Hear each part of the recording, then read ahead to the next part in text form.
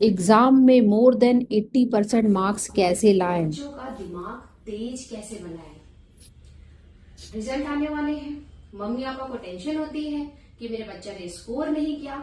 क्या कर सकते हैं कि नेक्स्ट ईयर हमारा स्कोर बढ़ जाए?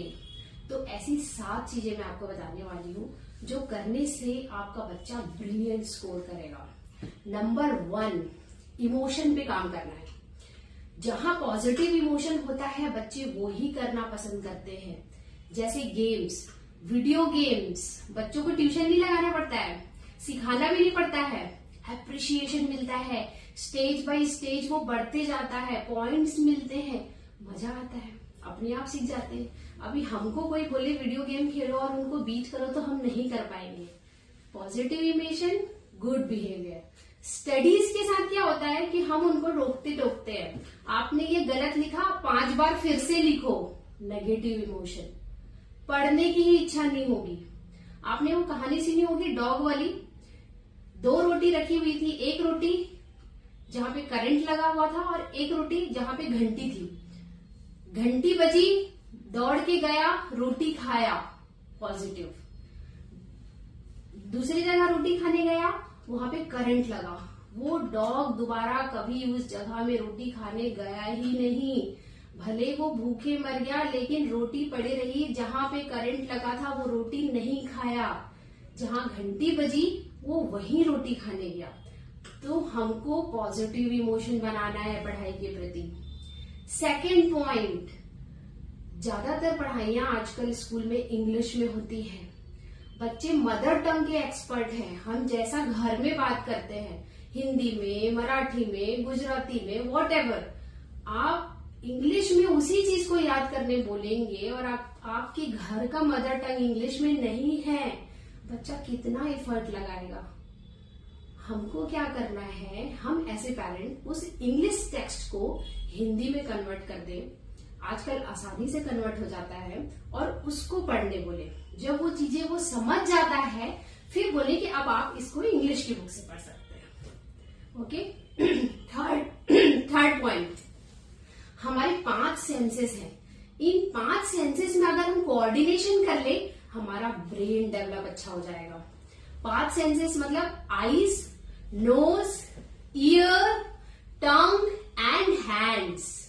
इनको कोऑर्डिनेशन करने के लिए होता है sports, badminton, hand and eye coordination, table tennis, brain and hand coordination. तो कोऑर्डिनेशन करने के लिए हमको फिजिकल एक्टिविटी, फोकस्ड एक्टिविटी करना है। 4th, 3S formula, sports, screen and study. सबसे इंपॉर्टेंट है बेटा स्टडी। अगर आपने स्टडी किया 4 आवर्स, मैं ये नहीं बोल रही हूँ दिन भर पढ़ना है, पढ़ने का मतलब है पढ़ने वाली एक्टिविटी किया, स्कूल गया, ट्यूशन पढ़ा। अगर आपने 4 आवर्स स्पेंड किया है पर स्टडी में, फिर आप 2 आवर्स स्पोर्ट्स करेंगे, इंडोर और आउटडोर। फिर आपको 1 आवर स्क्रीन देखने मिलेगा। स्क्रीन देखने से ना रोके, 1 आवर आप बच्चे को दिखा सकते हैं। तो 4 घंटे की स्टडी, 2 घंटे का स्पोर्ट्स, देन 1 आवर स्क्रीन।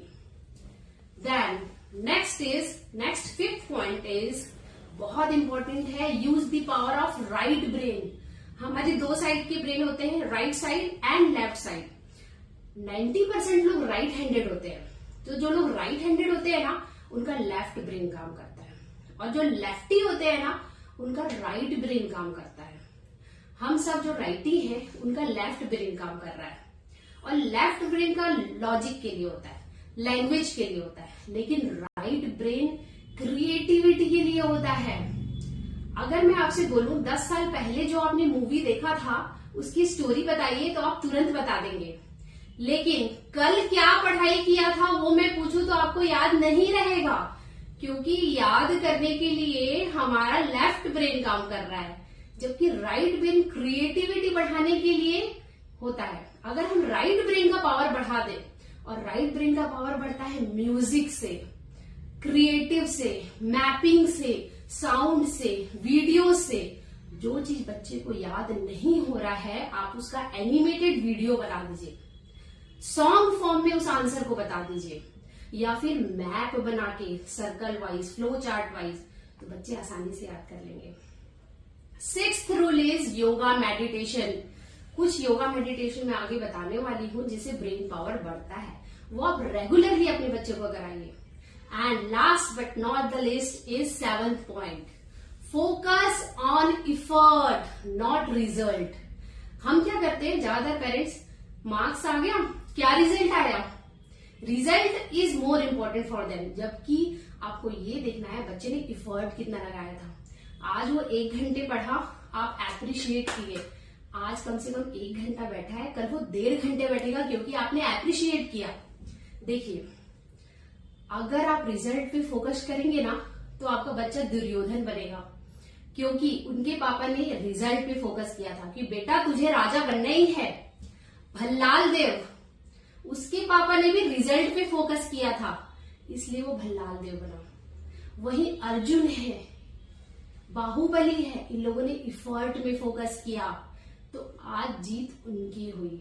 हमको भल्लाल देव और दुर्योधन नहीं बनाना है, हमको अर्जुन बनाना है। इफर्ट पे फोकस करिए। बेटा आज तूने 1 घंटे पढ़ाई किया, क्लैप फॉर दैट। ये नहीं कि कितना याद हुआ, आप एप्रिशिएट करेंगे, वो अपने आप 2 घंटे पढ़ेगा, 3 घंटे पढ़ेगा। Thank you.